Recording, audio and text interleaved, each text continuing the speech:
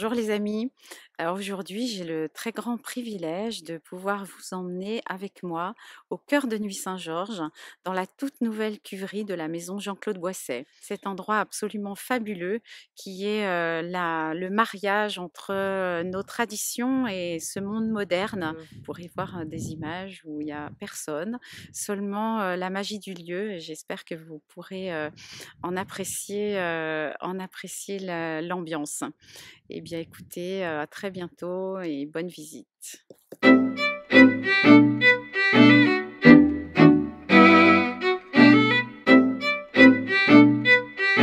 c'était des années 50. Ce bâtiment-là, on a gardé collé de 4 murs et encore, il était borgne avant. Ouais. C'était rouvert et puis recréer des arches. Donc tu disais que c'était architecte. L'architecte en chef du projet, c'est Frédéric Didier. Ouais. Architecte en chef des bâtiments historiques. Ouais. Et il a donc piloté tout le projet. Donc il y a deux choses. Ici, l'ancienne cuverie qui est aujourd'hui le réceptif. Réception des clients, salle de réunion, bureau de la direction. Et puis donc la cuverie derrière. Donc il y a deux projets en fait dans un truc, mais c'est le truc le plus incroyable, un des trucs les plus incroyables de Bourgogne. Voilà. En termes d'architecture, d'investissement, c'est quelque chose d'assez fort. Déjà, quand on voit, on entre, là, c'est juste. Donc l'idée, c'était de redonner un peu le lustre du couvent des Ursulines. Voilà.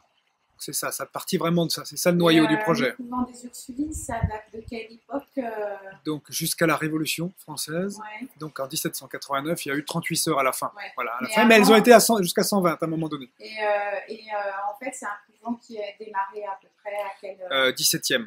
17e. Ouais, 17e. Oui, donc pas très ancien. Non, je crois 17, je sais pas, on a fait un petit bouquin dessus que je peux te donner, là, qu'on vient d'imprimer, qui est très joli, sur l'histoire des Ursulines et tout. D'ailleurs, il faut que je le feuillette pour me perfectionner là-dessus.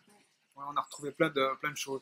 Donc c'est pour ça que dans ce projet, toi, c'est un truc assez fort, quoi. Et c'est un projet qui a mis combien de temps 4 ans et demi. 4 ans et demi. 4 ans et demi de travaux pour démarrer. On a démarré la cuverie en premier et un an plus tard, une fois que c'était bien amorcé, on s'est attaqué à cette partie-là. Mais c'est un projet colossal.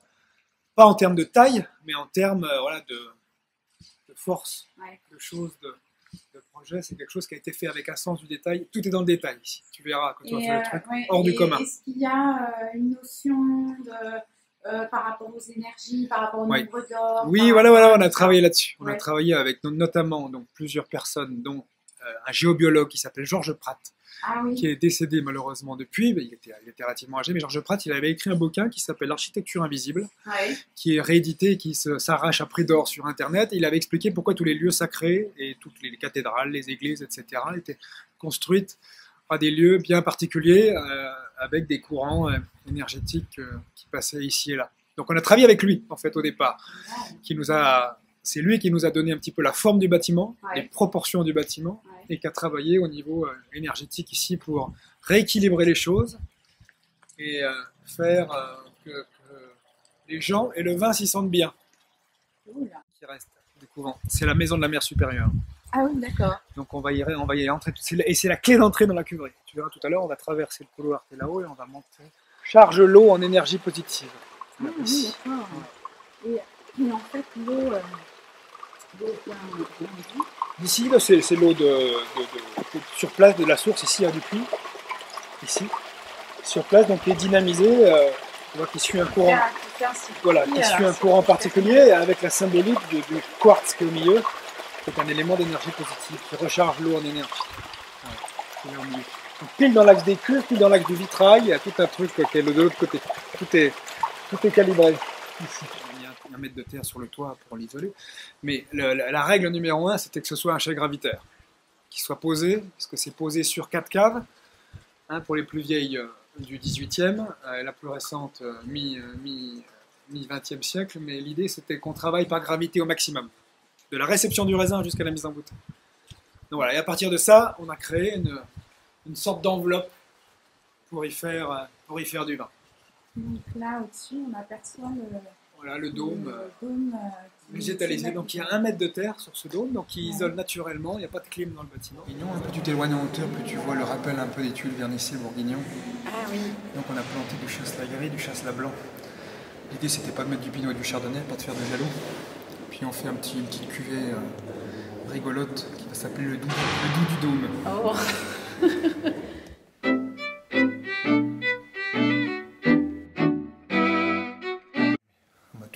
t'ai fait rater les éclairages. Les éclairages sont assez jolis. Ah.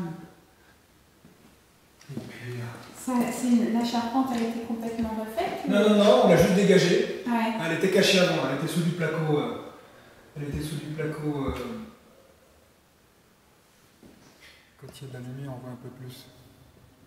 Fais attention, il marche. C'est un truc de dingue. Oui, oui, oui, on s'est lâché. Mais l'idée, c'était de montrer que le ciel un soir de vendange dans la cuverie. On travaille encore sur les éclairages, tu vois, ça fait une traînée bleue, ça devait faire plus que ça normalement. Et puis donc il y a le vitrail, qui est le vitrail, donc, qui est une feuille de vigne, qui est aussi l'emblème de Boisset, mais qui symbolise aussi les forces du sol qui montent jusqu'au ciel. C'est assez joli parce que d'extérieur il est marron, l'intérieur on voit les couleurs, c'est assez chouette. Quand il y a du soleil, il sort bien, c'est joli. Donc c'est des gens de Versailles qui bossent à Versailles qui sont venus faire cette œuvre-là. C'est hallucinant. Il y a une ambiance, mais on a vraiment l'impression de rentrer dans une église. C'est la cathédrale du vin, c'est comme ça qu'on l'appelle. C'est fou, hein. Ce qui m'inquiète un peu, c'est qu'on oublie qu'on y va du vin. C'est joli quand les cuves sont éclairées comme ça. Donc c'est des cuves qui existaient déjà, qu'on avait depuis 2002. Moi je suis arrivé en 2002, donc c'est 54 foudres bois qu'on a juste ramené ici. Et l'idée de Georges Pratt, il fallait que tout soit courbure. Hein. Tu sais, dans une cuverie, il ne faut pas qu'il y ait d'arête, ni de choses comme ça, ou dans une cave. Donc c'était important pour nous de tout faire en courbe. Le bâtiment, tu vois, c'est comme dans un cocon. Hein. De chaque côté, c'est comme dans un cocon de bois, la cuverie. Voilà, tu vois, c'est en train de s'aligner. Et on a travaillé beaucoup, tu m'as parlé du nombre d'or tout à l'heure. Donc la hauteur de la voûte est l'exacte proportion, la proportion divine, la proportion du nombre d'or. Okay. Donc quand on avait dit à l'architecte qu'il fallait relever d'1,30 m tout ça, parce que ça collait pas bien avec le nombre d'or. Donc c'est pour ça qu'elle est aussi haute aussi, c'est parce que c'est une proportion, c'est la bonne proportion. Voilà, tu vois, c'est en train de s'allumer là. Ah oui. Donc 54 cuves bois, il y a 35 rouges à peu près différents, donc il y a beaucoup de petites cuvées hein, qui font 15 hectolitres, 35, 45, 55. Donc on fait la rampe sur laquelle on se trouve, elle ne sert pas uniquement à se promener, mais elle sert surtout, on a reproduit un peu le système Latour. C'est-à-dire qu'à notre sauce, c'est-à-dire que tu as des petits wagonnets, il y en a un qui est là-bas, il y a 8 petits wagonnets qui vont faire des petits circuits pour aller verser les raisins dans chaque cuve. Voilà. Donc les raisins sont triés derrière, montés dans le wagonnet qui fait 250 kg. Et le petit wagonnet, je vais te montrer, il y a un système de portes qui s'ouvre devant chaque cuve. Ah oui, en fait, il y en a qu'un seul. Il y en a 8. Ah oui, 8. Je suis désolé, mais on est obligé de le faire après les vendanges. Voilà, c'est joli les courbes, les cuves en courbe là. Tout est arrondi, pensé, que ce soit comme les... dans un œuf. Et puis même les escaliers, il n'y a pas, même les marches d'escalier, il n'y a pas de... Non, tout est en courbe. Ici, qui nous sert pour les mises en bouteille, pour les entonnages, pour les gravités. Parce que dessous, il y a une cave, je te montrerai après, qui n'existait pas, qu'on a creusé spécialement pour mettre en bouteille par gravité. Mais c'est le projet s'est nourri de lui-même. La rencontre de Frédéric Didier, qui travaillait déjà avec nous sur d'autres choses, et puis Jean-Charles. C'était quand même Jean-Charles le dôme, hein, l'idée du dôme. C'est l'exacte reproduction des signes du zodiaque de l'abbaye de Vézelay. D'accord. Donc que tu peux trouver à la cathédrale. Tout est rangé, hein, mais les lignes de tri sont là pendant les vendanges.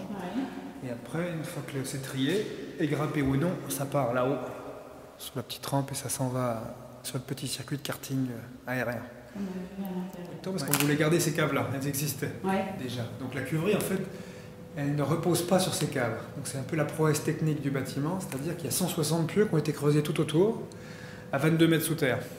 Et donc la cuverie repose sur les pieux, elle ne repose pas sur les caves, parce qu'on voulait bien sûr, tout ne s'effondre pas ici. Donc il y a un système de pieux ingénieux qui est tout autour, et le système de pieux est connecté avec les murs qui sont là. Il y a 3 murs qui sont connectés au système de tentacules, c'est comme les tentacules si tu veux, qui répartissent la charge du bâtiment en haut, dessus. Mais ce qui est marrant là, c'est que la cuverie, elle ne repose pas sur les caves. Encore un petit dôme. Tu vois le dôme, le miroir, c'est l'effet visuel que tu vois là-haut. Ah oui, ok. Là, donc là, c'est le... Bah, écoute, on voulait le cacher au début, tu sais, mettre un truc pour pas... Puis finalement, c'est pas si moche que ça à voir. Beau. C'est vrai. Ça va s'allumer dans le fond là-bas. Hop. Tu vois. c'est presque ce qu'il y a de plus spectaculaire dans la visite ici. Et, alors, après, ça va démarrer ici. Normalement, ça va tout allumer dans le truc. Cette cave-là, il y a eu 1 an et demi de travail dedans. Voilà, regarde. Waouh! Là, tu vois, hop là. Jusqu'au fond. C'est juste incroyable. Donc cette cave-là, c'est une cave des années 50, 1950. Elle était comme le sol que tu vois là, c'est-à-dire que c'était un rectangle de béton.